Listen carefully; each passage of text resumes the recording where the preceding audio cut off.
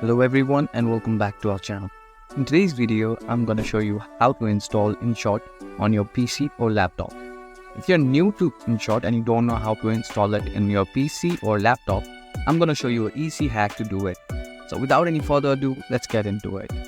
Before getting into our video, at first you'll need to install any Android emulator on your device. Install the Android emulator of your choice and now open the emulator.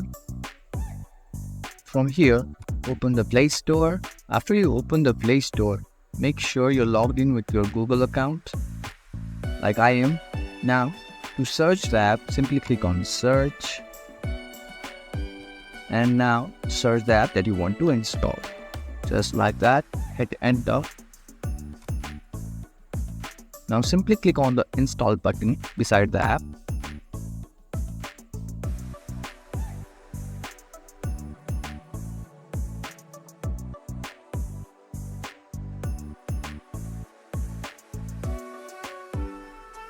As you can see, the installation is complete, and just like that we have installed InShot in our laptop or PC.